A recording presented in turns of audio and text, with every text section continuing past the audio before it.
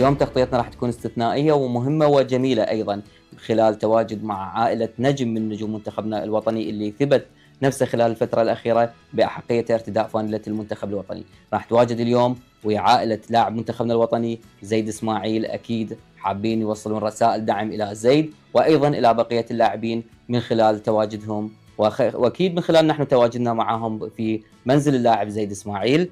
أولا السلام عليكم، تحية حب واحترام لك والكادر التصوير وللمشاهد. والله احنا بالنسبة لنا داعمين للمنتخب وداعمين للكادر التدريبي، الكادر الفني وللاعبين إن شاء الله. فمثل ما قلت حضرتك إنه هي مباراة مفصلية. نعم. فإحنا لازم نشيد بالمنتخب وندعمه أكثر وأكثر، ويعني نترك شغلة الانتقاد للمنتخب، تنتقد المنتخب، اللاعبين، تنتقد المدرب، تنتقد الطاقم الفني. أنت هسه بيك ما بيك إنه أنت تدعم منتخبك، لأن قدامه لعبة مفصلية وحدة. قبل ما انتقل للوالدة، هاي الكاميرا قبالك رسالة زيد. زيودي حبيبي، هاي رسالة من أخوك الكبير ياسر. إيش عندك أداء تقدمه بالملعب؟ شنو اللي عندك قدمه بالملعب؟ زين، أدري بك إنه أنت زين ولاعب ممتاز، فكل اللي عندك انطيه للمنتخب ولا تقصر نهائيا. إن شاء الله إن شاء الله. أكيد الوالدة ورسالة مهمة إلى زيد إسماعيل، خصوصا إنه هاي الفترة هو محتاج دعمنا كلنا، إحنا ليس فقط عائلته. فشنو حابة تقولي لزيد وهي هاي المباراة مهمة؟ يعني طبعا إيه؟ 90 دقيقة هي تفصلنا، يعني حلم صحيح. شعب كامل خلال هذه المباراة. والله زيد بدون ما نوصي، يعني شهادة لله، بدون ما نوصي هو يعني يريد يوصل، يعني عنده طموح كلش عالي الحمد لله. فإن شاء الله يوصل وإن شاء الله يفوزون وصير أحلى بشارة لنا للشعب العراقي كله. زين، قبل ما يسافر زيد شنو الحديث اللي صار بينك وبينه وشنو وعدكم به؟ وعدنا إن شاء الله يفوزون ويجي هو. معنوياته كانت عالية أكيد، فرحان إنه خلال تواجده يعني مع المنتخب الوطني. إن شاء الله هو أنت ما تعرفه، يعني هو كلش طموح أكيد، والحمد لله كل اللي طمح إله وصل له. زين، اريد تسولفي لي عن اللحظه الاولى اللي استقبلتي بها، خصوصا يعني زيد اللي قدمه من مستوى كبير من بطوله العرب.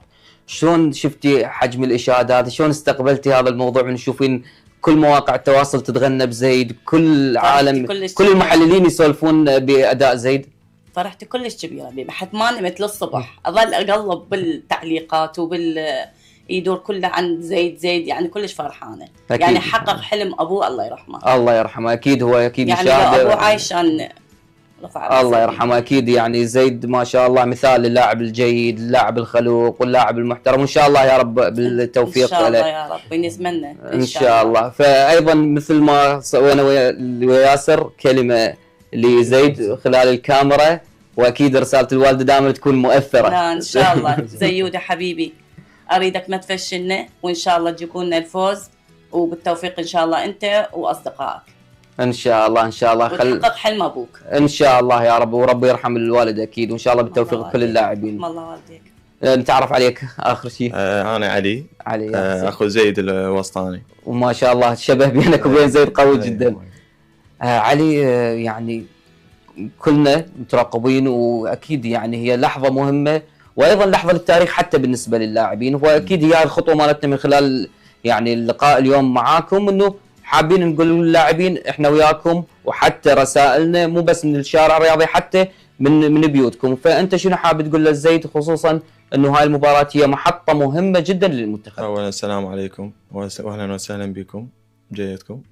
انا البارحه كنت احكي قلت له عمي الله يساعدكم، انا قاعد بالبيت الناس خايف، بس قلت له قدموا اللي عليكم، واذا تاهلت الكاس العالم راح تصيرون مثل الاساطير، شلون عدنان درجال احمد راضي. قلت له الشعب العراقي من 86 تاهلوا كاس العالم الحدث سيتذكروهم.